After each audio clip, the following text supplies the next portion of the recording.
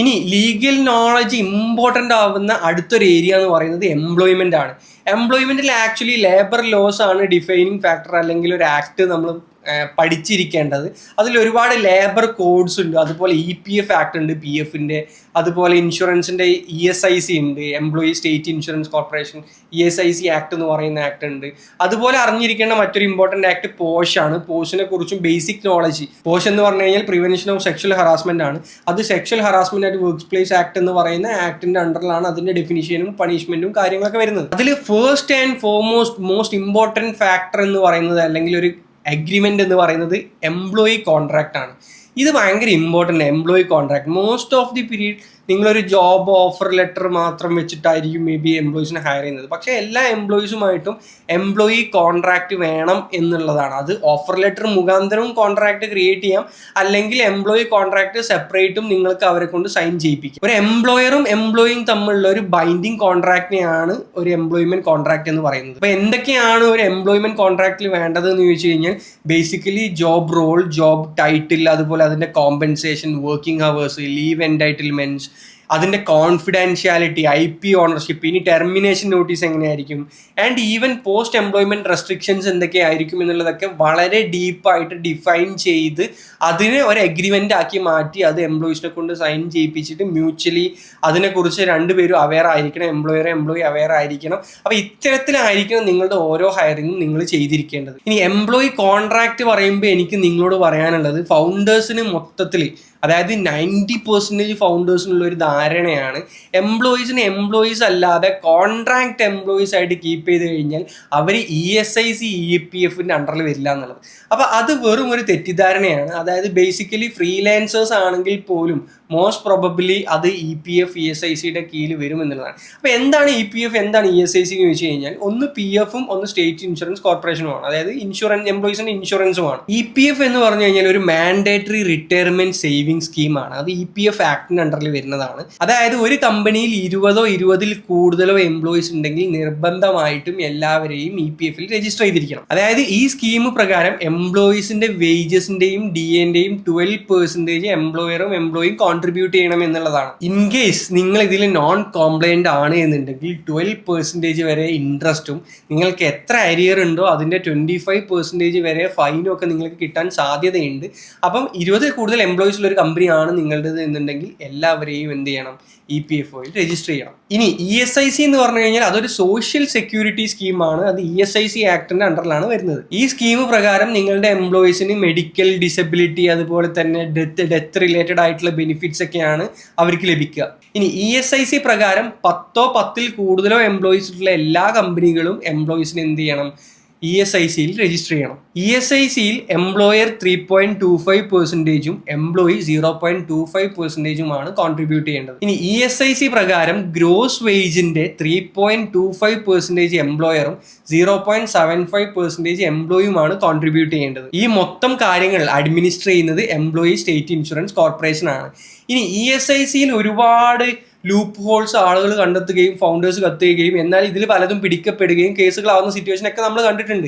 ഇതിൽ most number of cases വന്നത് gig വർക്കേഴ്സിന്റെ അല്ലെങ്കിൽ ഫ്രീലാൻസേഴ്സിന്റെ കാര്യത്തിലാണ്. ഇപ്പോൾ ഊബർ, സൊമാറ്റോ, ഓല പോലത്തെ കമ്പനികളിലൊക്കെ അവരുടെ ഡ്രൈവേഴ്സ് അല്ലെങ്കിൽ അവരുടെ റൈഡേഴ്സ് ഒക്കെ ആക്ച്വലി അവരുടെ എംപ്ലോയീസ് ആണോ, അവർക്ക് ESIC കൊടുക്കേണ്ടതുണ്ടോ എന്നൊക്കെ റിലേറ്റഡ് ആയിട്ട് പല സ്റ്റേറ്റുകളിലും കേസുകൾ നടക്കാറുണ്ട്.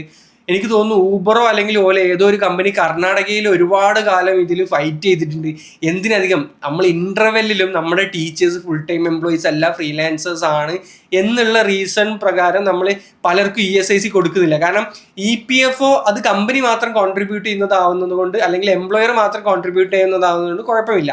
പക്ഷേ ESICയിൽ എംപ്ലോയിയും കോൺട്രിബ്യൂട്ട് ചെയ്യണം എന്നുള്ളത് കൊണ്ട് പലപ്പോഴും ഫ്രീലാൻസിങ് എംപ്ലോയീസിന് ഇതിന് താല്പര്യം ഉണ്ടാവാറില്ല. അപ്പം ഇതിന്റെ ഒരു സ്കെയിൽ, ഇപ്പൊ ഇന്റർവെൽ ഏകദേശം 10,000 ടീച്ചേഴ്സ് ഉണ്ട് എന്ന് പറയുമ്പോൾ 10,000 ടീച്ചേഴ്സും കൺവിൻസ് ചെയ്യേണ്ട സ്കെയിലൊക്കെ ആലോചിക്കുമ്പോൾ പല സമയത്തും നമ്മൾ ESIC തുടക്കത്തിൽ വേണ്ട എന്നുള്ള ഡിസിഷനൊക്കെ എടുത്തിട്ടുണ്ടായിരുന്നു. പക്ഷെ അതും ലീഗൽ ബാറ്റിലേക്ക് പോവുകയും ഞങ്ങൾ ഒരുപാട് കാലം ഫൈറ്റ് ചെയ്തിട്ടാണ് അവസാനം ആ ലീഗൽ ബാറ്റിൽ ഞങ്ങൾ ജയിച്ചതും, അതുപോലെ തന്നെ അതിനൊരു ബദൽ സിസ്റ്റം നമ്മൾ ക്രിയേറ്റ് ചെയ്തതും. ഇന്ന് അതിൽ പല ബെനിഫിറ്റ്സും എംപ്ലോയീസിന് കിട്ടുന്നുണ്ട്. ബട്ട് അൾട്ടിമേറ്റ്ലി ഫ്രീലാൻസേഴ്സ് ആണെങ്കിലും കോൺട്രാക്ട് എംപ്ലോയീസ് ആണെങ്കിലും അവരൊക്കെ ESIC EPFOന്റെ കാര്യത്തിൽ എംപ്ലോയീസ് ആണ്. അവരുടെ ബെനിഫിറ്റ്സ് അവർക്ക് കിട്ടിയേ പറ്റൂ, അത് നമ്മൾ കൊടുത്തേ പറ്റൂ. ഇനി അടുത്ത എന്നാൽ ഇന്ന് വളരെയധികം ഡിസ്കസ് ചെയ്യപ്പെടുന്ന ഒരു ഏരിയ ആണ് പ്രിവെൻഷൻ ഓഫ് സെക്ഷൽ ഹറാസ്മെന്റ് അഥവാ പോഷ്. ഇത് ഞാൻ നേരത്തെ പറഞ്ഞതുപോലെ തന്നെ sexual harassment and works place ആക്ടിന്റെ കീഴിലാണ് ഇത് വരുന്നത്.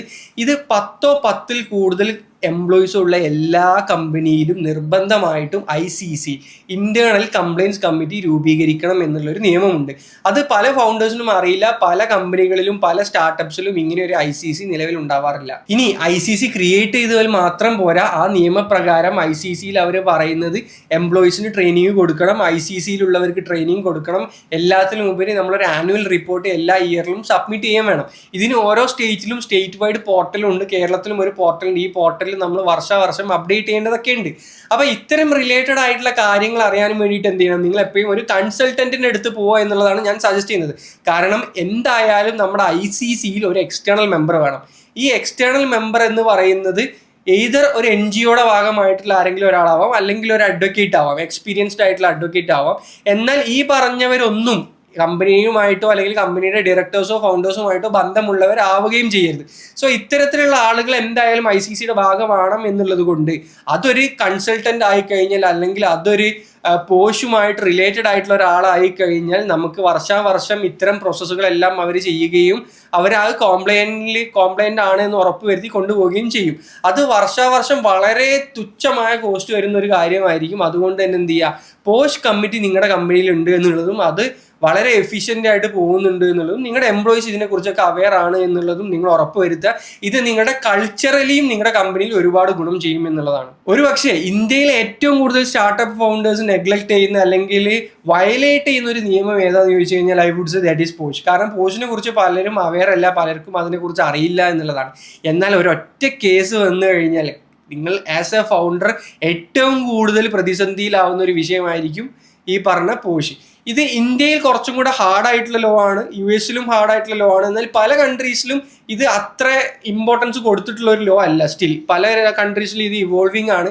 US-ൽ ആക്ച്വലി ഊബറിന്റെ കേസ് സ്റ്റഡി ഒരു അടിപൊളി കേസ് സ്റ്റഡിയാണ്. അവിടെ ഒരുപാട് സെക്ഷൽ ഹറാസ്മെന്റ് റിലേറ്റഡ് ആയിട്ടുള്ള കേസുകൾ വുമണിനെതിരെ വന്നിട്ടുണ്ട്. എന്നാൽ അതിലെ പല കേസുകളും പല മൊമെന്റിലും ഫൗണ്ടർക്കെതിരെ വരികയും ഈവൻ അതിന്റെ ഫൗണ്ടർ ആയിട്ടുള്ള ട്രാവിസ് ആ കമ്പനിയിൽ നിന്നും പുറത്തു പോകുന്നതിൽ നല്ലൊരു പങ്ക് വഹിച്ചത് അവിടുത്തെ ഈ പോസ്റ്റ് റിലേറ്റഡ് ആയിട്ടുള്ള അല്ലെങ്കിൽ സെക്ഷൽ ഹറാസ്മെന്റ് റിലേറ്റഡ് ആയിട്ടുള്ള കേസുകളും അതുമൂലം ഉണ്ടായിട്ടുള്ള കൾച്ചറിൽ വന്നിട്ടുള്ള പ്രോബ്ലംസ് ഒക്കെയാണ് എന്നുള്ളത് പിന്നീട് മെന്റേഴ്സ് ആയിട്ടുള്ളവർ അല്ലെങ്കിൽ സ്റ്റാർട്ടപ്പിന്റെ അനലൈസ് ചെയ്യുന്നവർ അല്ലെങ്കിൽ എക്സ്പേർട്സ് ആയിട്ടുള്ളവരൊക്കെ അഭിപ്രായപ്പെടുന്നത് ഞാൻ കണ്ടിട്ടുണ്ട്. സോ ബേസിക്കലി പോഷ് എന്ന് പറയുന്നത് വളരെ ഇമ്പോർട്ടൻ്റ് ആണ്. നിങ്ങൾക്കൊരു ICC കമ്മിറ്റി വേണം, അതിലൊരു സീനിയർ വുമൺ എംപ്ലോയി ഒരു പ്രിസൈഡിങ് ഓഫീസറായിട്ട് വരണം, അതിലൊരു എക്സ്റ്റേണൽ ആൾ വേണം. അപ്പോൾ ഇത്തരത്തിലുള്ള കാര്യങ്ങളൊക്കെ നിങ്ങൾ പഠിക്കുക, നിങ്ങളുടെ കമ്പനിയെ നിങ്ങൾ എന്ത് ചെയ്യുക, പോഷ് കോംപ്ലൈന്റ് ആക്കുക. ഇനി അടുത്തതായിട്ടുള്ള ഒരു ഏരിയ എന്ന് പറയുന്നത് ESOP ആണ്. ഇത് ഫൗണ്ടറും എംപ്ലോയീസും ഒരുപോലെ അറിഞ്ഞിരിക്കേണ്ട ഒരു കാര്യമാണ് ESOP അഥവാ employee stock option plan. So this is a scheme where a company allows the employees to have the rights but not obligation to purchase shares of a company. നമ്മൾ ESOP ഒരുപാട് വീഡിയോസിൽ നമ്മൾ പറഞ്ഞിട്ടുണ്ട് ഓൾറെഡി. ESOP എന്ന് പറയുന്നത് founders rich ആവുന്നത് പോലെ തന്നെ എംപ്ലോയീസിനും റിച്ച് ആവാനും അവർക്കും അസറ്റ് ബിൽഡ് ചെയ്യാനൊക്കെ ഉള്ള ഒരു ഫെസിലിറ്റിയാണ് ആക്ച്വലി ESOP. ഇത് എംപ്ലോയീസിനെ സംബന്ധിച്ച് അവർക്ക് കൂടുതൽ വെൽത്ത് ക്രിയേറ്റ് ചെയ്യാനുള്ള ഒരു ഓപ്ഷൻ ആയിരിക്കും. എന്നാൽ എംപ്ലോയേഴ്സിനെ സംബന്ധിച്ച് അല്ലെങ്കിൽ ഫൗണ്ടേഴ്സിനെ സംബന്ധിച്ച് എംപ്ലോയീസിന് കൂടുതൽ ഓണർഷിപ്പ് കൊടുക്കാൻ പറ്റുന്ന അല്ലെങ്കിൽ അവരെ കൂടുതൽ അക്കൗണ്ടബിൾ ആക്കാൻ പറ്റുന്ന ഒരു സ്കീമാണ് ആക്ച്വലി ESOP. അതുകൊണ്ട് ഇത് എംപ്ലോയീസിനും ഒരുപോലെ യൂസ്ഫുൾ ആവുന്ന ഒരു സ്കീമാണ്. ഈ സ്കീം നിങ്ങളുടെ കമ്പനിയിൽ മാക്സിമം അപ്ലൈ ചെയ്യാനും വേണ്ടിയിട്ട് നിങ്ങൾ നോക്കുക. 10 to 15% വരെ ഇക്വിറ്റിയാണ് നമ്മൾ ESOPന് വേണ്ടിയിട്ട് യൂഷ്വലി മാറ്റി വെക്കാറ്. ഇനി ഇൻവെസ്റ്റ്മെന്റ് റിലേറ്റഡ് ആയിട്ട് ഇതുപോലെ ഒരുപാട് ടേംസും ഒരുപാട് ലീഗൽ കാര്യങ്ങളുണ്ട്. അതിൽ എല്ലാത്തിലേക്കും ഞാൻ ഡീപ്പറായിട്ട് പോകുന്നില്ല. നമ്മൾ മറ്റ് വീഡിയോയിലൊക്കെ പലതും നമ്മൾ പറഞ്ഞു വെച്ച് പോയിട്ടുണ്ട്. പക്ഷേ 2 കാര്യങ്ങൾ CCPS ആൻഡ് CCD, ഈ compulsory convertible preference shares, compulsory convertible debentures, ഇതിനെക്കുറിച്ച് നിങ്ങൾ അറിഞ്ഞിരിക്കണം. കാരണം ഇന്ന് ഇന്ത്യയിൽ ഒട്ടുമിക്ക ഏഞ്ചൽ ഇൻവെസ്റ്റേഴ്സും VC ഫേംസും ഇൻവെസ്റ്റ് ചെയ്യുന്നത് ഈ 2 ഇൻസ്ട്രുമെന്റിലൂടെയാണ്. അതിന്റെ റീസൺ എന്താണെന്ന് വെച്ച് കഴിഞ്ഞാൽ it is more related to structural things. അതായത് FEMA ഗൈഡ് ലൈൻസ് അതുപോലെ തന്നെ SEBI ഗൈഡ് ലൈൻസ് ഒക്കെ ഉള്ളത് കൊണ്ട് അവർക്ക് കുറച്ചും കൂടെ ഈസി ആയിട്ടുള്ള ഒരു ഇൻസ്ട്രുമെന്റ് CCD അല്ലെങ്കിൽ CCPS ആണ്. അതുപോലെ തന്നെ കുറച്ചും കൂടെ ഇൻട്രസ്റ്റ് പ്രൊട്ടക്ട് ചെയ്യുന്ന ഇൻവെസ്റ്റേഴ്സിനും ഫൗണ്ടേഴ്സിനും ഒക്കെ ഇൻട്രസ്റ്റ് പ്രൊട്ടക്ട് ചെയ്യുന്ന ഒരു കൈൻഡ് ഓഫ് ഇൻസ്ട്രുമെന്റും കൂടിയാണ് CCPS അല്ലെങ്കിൽ CCD. അതിൽ CCD കമ്പൽസറി കൺവേർട്ടിബിൾ ഡിബഞ്ചേഴ്സ് എന്ന് പറഞ്ഞു കഴിഞ്ഞാൽ ഒരു ഡെപ്റ്റ് ഇൻസ്ട്രുമെന്റ് ആണ്. ഈ ഡെപ്റ്റ് ഇൻസ്ട്രുമെന്റ് ഇക്വിറ്റിയിലേക്ക് കൺവേർട്ട് ആവും upon happening of some specific events. അത് നമ്മൾ ഇവന്റ്സിലേക്ക് ടൈപ്പ് ചെയ്യും. അത് മോസ്റ്റ്ലി ഫണ്ട് റേസിംഗ് റൗണ്ട് ആയിരിക്കും. ഒരു ഫണ്ട് റേസിംഗ് റൗണ്ട് സംഭവിച്ചു കഴിഞ്ഞാൽ ഈ ലോൺ അല്ലെങ്കിൽ ഈ ഡെപ്റ്റ് നമ്മൾ ഇക്വിറ്റിയിലേക്ക് മാറ്റും എന്ന് പറഞ്ഞുകൊണ്ടുള്ള ഒരു ഡെപ്റ്റ് ഇൻസ്ട്രുമെന്റ് ആണ് ബേസിക്കലി CCD. അതുപോലെ തന്നെയാണ് CCPSഉം. CCPS എന്ന് പറഞ്ഞു കഴിഞ്ഞാൽ പ്രിഫറൻസ് ഷെയർസ് തന്നെയാണ്. പക്ഷെ അത് മാൻഡേറ്ററിലി നമ്മൾ എന്ത് ചെയ്യും, ഇക്വിറ്റിയിലേക്ക് കൺവേർട്ട് ചെയ്യും അപ്പോൺ അഗ്രി ടേംസ്. അതിനെയാണ് നമ്മൾ CCPS എന്ന് പറയാം. ഇനി നമ്മൾ നേരത്തെ പറഞ്ഞതുപോലെ തന്നെ ടേം ഷീറ്റ് ഭയങ്കര ഇമ്പോർട്ടൻ്റ് ആണ് ഞാൻ പറഞ്ഞിരുന്നത്. അത് നോൺ ബൈൻഡിങ് കോൺട്രാക്റ്റ് ആണെന്ന് പറഞ്ഞിരുന്നത്. എന്നാൽ ടേം ഷീറ്റിൽ ഉപയോഗിക്കുന്ന ചില ടേംസ് ഇത് പലപ്പോഴും പല ഫൗണ്ടേഴ്സിനും മനസ്സിലാവാറില്ല, അല്ലെങ്കിൽ അവർ ഇത് ഫണ്ട് റേസ് ചെയ്യാനുള്ള ഒരു ഡെസ്പറേഷൻ്റെ പുറത്ത് വായിക്ക് പോലും ചെയ്യാതെ സൈൻ ചെയ്ത് പോവുകയാണ് ചെയ്യാറുള്ളത്. എന്നാൽ അതിൽ നിങ്ങൾ അറിഞ്ഞിരിക്കേണ്ട കുറച്ച് ഇമ്പോർട്ടൻ്റ് ആയിട്ടുള്ള കാര്യത്തിൽ ഏറ്റവും ഇമ്പോർട്ടൻ്റ് ആയിട്ടുള്ള കാര്യമാണ് ലിക്വിഡേഷൻ പ്രിഫറൻസ്. ലിക്വിഡേഷൻ പ്രിഫറൻസ് എന്ന് പറഞ്ഞാൽ എന്തെങ്കിലും ഒരു ലിക്വിഡിറ്റി ഇവന്റ് നടന്നു കഴിഞ്ഞാൽ, ലിക്വിഡിറ്റി ഇവന്റ് എന്ന് പറഞ്ഞു കഴിഞ്ഞാൽ നമ്മുടെ ഷെയർസ് ഡൈല്യൂട്ട് ചെയ്യുന്ന അല്ലെങ്കിൽ ഷെയർസ് ലിക്വിഡേറ്റ് ചെയ്യുന്ന ഒരു ഇവന്റ്, അതൊരു അക്വിസിഷൻ ആവാം, അല്ലെങ്കിൽ ഫെർദർ ഇൻവെസ്റ്റ്മെന്റ് ആവാം, അല്ലെങ്കിൽ മേ ബി ഒരു സെയിലോ വൈൻഡിങ് അപ്പോ അല്ലെങ്കിൽ മെർജറോ ഒക്കെ ആവാം. അപ്പൊ ഇത്തരം ലിക്വിഡിറ്റി ഇവന്റ്സ് നടക്കുന്ന സമയത്ത് ഇത് ലിക്വിഡേറ്റ് ചെയ്യുന്ന ഓർഡറും എമൗണ്ടും ഡിറ്റർമൈൻ ചെയ്യുന്ന ക്ലോസ് ആണ് ലിക്വിഡേഷൻ പ്രിഫറൻസ്. ഇത് നിങ്ങൾക്ക് കൂടുതൽ മനസ്സിലാവാൻ വേണ്ടിയിട്ട് ഞാൻ ഒരു എക്സാമ്പിൾ പറയാം. ഇപ്പൊ ലെറ്റ്സ് സേ ഒരു ഇൻവെസ്റ്റർ 40 കോടി വാല്യുവേഷനിലാണ് കമ്പനിയിൽ ഇൻവെസ്റ്റ് ചെയ്തതെന്ന് വിചാരിക്കുക. എന്നിട്ട് കുറച്ച് കഴിഞ്ഞപ്പോൾ ആ കമ്പനി 50 കോടി വാല്യുവേഷനിൽ അക്വയർ ആയിപ്പോയി. അപ്പൊ ബേസിക്കലി 40 കോടി വാല്യുവേഷനിൽ ഇൻവെസ്റ്റ് ചെയ്ത ഇൻവെസ്റ്റർക്ക് മാക്സിമം ഒരു 25% അപ്രീസിയേഷൻ ആയിരിക്കും കിട്ടുന്നുണ്ടാവുക. അപ്പോൾ അതൊരു ഓവർ ഒരു 4 ഇയേഴ്സ് അല്ലെങ്കിൽ 5 ഇയേഴ്സ് ആണെന്ന് വിചാരിക്കുക. അങ്ങനെ നോക്കുകയാണെങ്കിൽ ആ ഇൻവെസ്റ്റർക്ക് അത് നല്ലൊരു ROI അല്ല. അപ്പോൾ മേ ബി ഒരു ലിക്വിഡേഷൻ പ്രിഫറൻസ് വെച്ചിട്ടുണ്ടാവാം. ഇത്ര വാല്യുവേഷൻ്റെ അണ്ടറിലാണ് എന്നുണ്ടെങ്കിൽ അവർക്ക് 2x കിട്ടിയതിന് ശേഷം, അല്ലെങ്കിൽ അവർക്ക് ഒരു 1.25x കിട്ടിയതിന് ശേഷം മാത്രമാണ് ഫൗണ്ടേഴ്സിന് കിട്ടാൻ പറ്റുള്ളൂ, അല്ലെങ്കിൽ ഫൗണ്ടേഴ്സിന് അവർക്ക് എമൗണ്ട് എടുക്കാൻ പറ്റുള്ളൂ എന്നൊക്കെ പറഞ്ഞിട്ടുള്ള ഇത്തരം ക്ലോസസ് ആണ് ലിക്വിഡേഷൻ പ്രിഫറൻസസിൽ ഉണ്ടാവുക. അപ്പം മോസ്റ്റ് ഓഫ് ദി കേസസിൽ ലിക്വിഡേഷൻ പ്രിഫറൻസ് നമ്മൾ നെഗ്ലക്ട് ചെയ്ത് കഴിഞ്ഞാൽ സംഭവിക്കുക എന്താണെന്ന് വെച്ച് കഴിഞ്ഞാൽ എക്സിറ്റ് സമയത്ത് ഫൗണ്ടേഴ്സിന് ഒന്നും കിട്ടത്തില്ല, അത് കിട്ടുന്നത് ഇൻവെസ്റ്റേഴ്സിനായിരിക്കും. എന്നാൽ ലിക്വിഡേഷൻ പ്രിഫറൻസസിൽ നമ്മൾ കൂടുതൽ ഫൗണ്ടർ സൈഡഡ് ആവുകയും ചെയ്യരുത്. ഒരു ഇൻവെസ്റ്റർ വരുമ്പോൾ ആ ഇൻവെസ്റ്റർക്ക് നമ്മൾ ബെയർ മിനിമം കൊടുക്കേണ്ട ഒരു റെസ്പെക്റ്റ് ആണ് അവർക്ക് ഒരു അപ്രീസിയേഷൻ കിട്ടുക എന്നുള്ളത്. അത് ഡിപ്രീസിയേഷനിലേക്ക് പോകരുതല്ലോ. അപ്പോൾ ആ അപ്രീസിയേഷനിൽ ഒരു സ്പേസ് വിട്ടുകൊണ്ട് എന്നാൽ അവിടെ അവർ ഒരു മുതലെടുപ്പിലേക്ക് പോവാത്ത രീതിയിൽ നിങ്ങൾ ലിക്വിഡേഷൻ പ്രിഫറൻസസ് നെഗോഷിയേറ്റ് ചെയ്യുക എന്നുള്ളതാണ് എനിക്ക് സജസ്റ്റ് ചെയ്യാനുള്ളത്. ഇനി അതുപോലെ ഇമ്പോർട്ടൻ്റ് ആയിട്ടുള്ള ഒരു ക്ലോസ് ആണ് ആന്റി ഡൈല്യൂഷൻ പ്രിഫറൻസ്. അതായത് ഞാൻ ഇപ്പോൾ പറഞ്ഞത് 40 കോടി വാല്യുവേഷൻ 50 കോടി വാല്യുവേഷനിലേക്ക് എത്തുമ്പോൾ സിനാരിയോ ആണ്. ഇനി 40 കോടി വാല്യുവേഷൻ 30 കോടി വാല്യുവേഷനിലേക്ക് എത്തുകയാണ് എന്നുണ്ടെങ്കിൽ ഡൈല്യൂഷൻ എങ്ങനെ ആയിരിക്കും എന്നുള്ളത് നമ്മൾ ആന്റി ഡൈല്യൂഷൻ ക്ലോസ് വെച്ചിട്ടാണ് പറയാം. അപ്പോൾ ആന്റി ഡൈല്യൂഷനും നമ്മൾ വളരെ ഇൻഡെപ്തിൽ എന്ത് ചെയ്യണം, പഠിച്ചിരിക്കണം, അതിനെക്കുറിച്ച് നമ്മൾ അനലൈസ് ചെയ്തിരിക്കണം. നമുക്കറിയില്ലെങ്കിൽ അറിയുന്നവരെടുത്ത് നമ്മൾ ടേം ഷീറ്റ് അയച്ചു കൊടുത്തിട്ട് നമ്മൾ ചോദിക്കണം എന്താണ് ഇതിൽ ആന്റി ഡൈല്യൂഷൻ ക്ലോസസ് എന്നുള്ളത്. അതായത് പല സിറ്റുവേഷനിലും നമ്മൾ ഡൗൺ റൗണ്ട് ചെയ്യുമ്പം ചില സ്റ്റാർട്ടപ്സിലൊക്കെ നമ്മൾ കാണാറുണ്ട്, അവർ 1 ബില്യൺ വാല്യുവേഷനിൽ റേസ് ചെയ്തു, എന്നിട്ട് അടുത്ത റൗണ്ട് പിന്നെ അവർക്ക് റേസ് ചെയ്യാൻ പറ്റില്ല, പിന്നെ അവർ 600 മില്യണിൽ റേസ് ചെയ്തു എന്നുള്ളതൊക്കെ. അപ്പോൾ ഡൗൺ റൗണ്ട് നമ്മൾ ഫണ്ട് റേസ് ചെയ്യുമ്പോൾ അല്ലെങ്കിൽ ഒരു ചെറിയ വാല്യുവേഷനിൽ കമ്പനി അക്വിസിഷനൊക്കെ സംഭവിക്കുമ്പോൾ അവിടെ ആന്റി ഡൈല്യൂഷൻ ക്ലോസ് എന്ന് പറയുന്നത്, അല്ലെങ്കിൽ ആന്റി ഡൈല്യൂഷൻ പ്രൊവിഷൻ എന്ന് പറയുന്നത് ഇൻവെസ്റ്ററുടെ ഇൻട്രസ്റ്റ് പ്രൊട്ടക്ട് ചെയ്യാനാണ് മോസ്റ്റ്ലി. അപ്പൊ ഇൻവെസ്റ്ററുടെ എന്ത് ഇൻട്രസ്റ്റ് ആണ് അവിടെ സംരക്ഷിക്കപ്പെടുന്നത്? ഒരു അക്വിസിഷനോ മെർജറോ അല്ലെങ്കിൽ ഒരു സെയിലൊക്കെ ആണ് എന്നുണ്ടെങ്കിൽ അവരുടെ ഇക്വിറ്റി അത് അപ്രീസിയേഷൻ ആണ് എന്നുള്ളത് അവർക്ക് ഉറപ്പുവരുത്താൻ. ഇനി ഇൻ കേസ് അതല്ല, ഒരു ഫെർദർ ഫണ്ടിങ് റൗണ്ട് സംഭവിക്കുകയാണ്, അപ്പം സ്വാഭാവികമായിട്ടും 1 മില്യൺ ഇൻവെസ്റ്റ് ചെയ്തൊരു ഇൻവെസ്റ്റർ അടുത്ത് അല്ലെങ്കിൽ ആ കമ്പനിയിൽ നിങ്ങൾ ഇൻവെസ്റ്റർ അടുത്ത് പോയി പറയുകയാണ് ഞങ്ങൾ അടുത്ത റൗണ്ട് അതിലും ചെറിയ വാല്യുവേഷനിലാണ് ചെയ്യുന്നത് എന്ന് പറയുമ്പോൾ അത് അവർക്ക് സ്വാഭാവികമായിട്ടും നഷ്ടമാണ്. അപ്പൊ അത്തരത്തിലുള്ള അവരുടെ സിറ്റുവേഷൻസിനെ സോൾവ് ചെയ്യാനും വേണ്ടിയിട്ടാണ് അവർ ആന്റി ഡൈല്യൂഷൻ പ്രൊവിഷൻ വെക്കുന്നത്. പക്ഷെ ചില സമയങ്ങളിൽ ആന്റി ഡൈല്യൂഷൻ പ്രൊവിഷൻ ഫൗണ്ടേഴ്സിനെ വളരെ വലിയ രീതിയിൽ പീനലൈസ് ചെയ്യപ്പെടാറുണ്ട്. അത്തരം പീനലൈസിങ് ഓപ്പർച്യൂണിറ്റീസ് അവിടെ ഇൻവെസ്റ്റേഴ്സിന് കൊടുക്കാതിരിക്കുക. ആ രീതിയിൽ നിങ്ങൾ എന്ത് ചെയ്യുക, ആന്റി ഡൈല്യൂഷൻ പ്രൊവിഷനെ നിങ്ങൾക്ക് ഫൗണ്ടർ ഫ്രണ്ട്ലി അല്ലാത്ത രീതിയിൽ വരാത്ത രീതിയിൽ പ്രൊട്ടക്ട് ചെയ്യുക എന്നുള്ളതാണ്.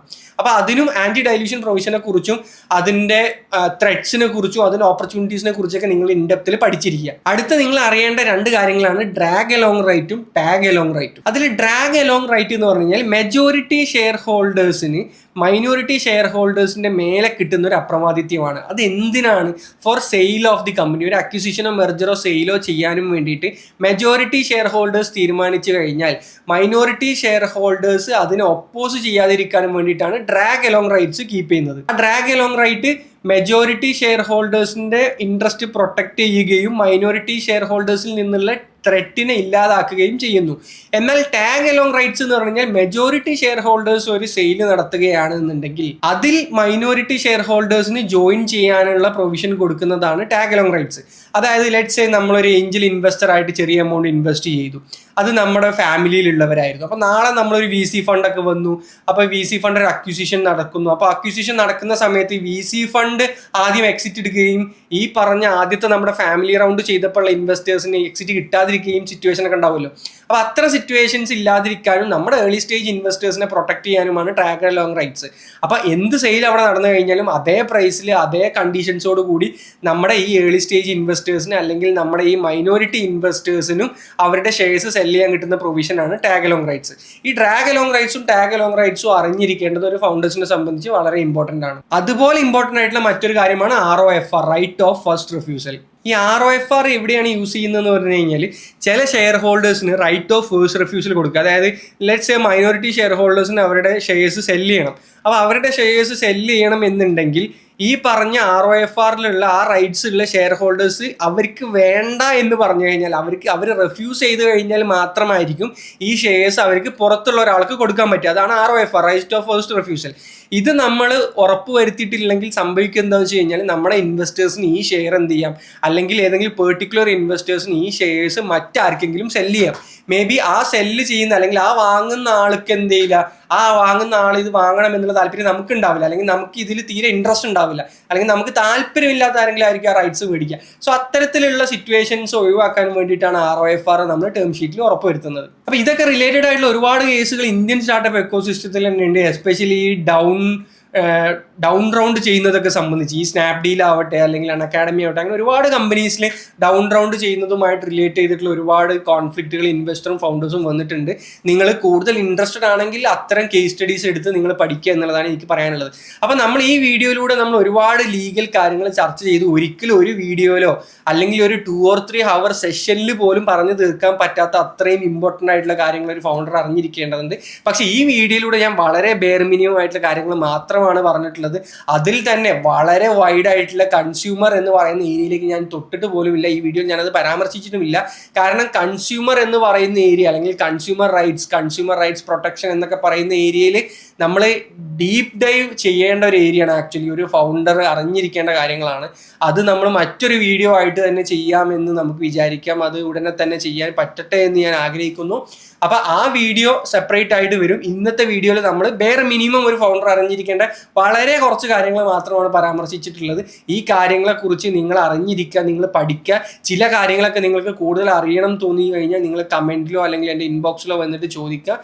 ഇതിനെക്കുറിച്ച് നിങ്ങൾ അറിഞ്ഞിരിക്കുക എന്നുള്ളത് നിങ്ങൾ നിർബന്ധമായിട്ടും ചെയ്യേണ്ട കാര്യമാണ്. അല്ലാത്ത പക്ഷം നാളെ ഒരു ലീഗൽ റിസ്ക് വന്നു കഴിഞ്ഞാൽ അത് നിങ്ങളുടെ സ്വപ്നങ്ങളുടെ, നിങ്ങളുടെ എംപയറിനെ തന്നെ ഇല്ലാതാക്കാം. അത്തരം ഡിസ്ട്രക്ഷനെ ഒഴിവാക്കുന്ന കൈൻഡ് ഓഫ് കാര്യങ്ങൾ മാത്രമാണ് നമ്മൾ പറഞ്ഞു പോയിട്ടുള്ളത്. അപ്പം നിങ്ങൾ എന്ത് ചെയ്യുക, ഈ വീഡിയോ നിങ്ങൾ കാണുക, പഠിക്കുക, കൂടുതൽ പഠിക്കുക. നിങ്ങളുടെ ഫൗണ്ടർ ഫ്രണ്ട്സിന് അവരും നന്നാവട്ടെ, അവർക്കും ഇത്തരത്തിലുള്ള റിസ്കുകൾ ഉണ്ടാവരുത്. അതുകൊണ്ട് അത്തരത്തിലുള്ള നിങ്ങളുടെ ഫ്രണ്ട്സിന് ഈ വീഡിയോ നിങ്ങൾ ഷെയർ ചെയ്യുക. Thank you. See you on another video.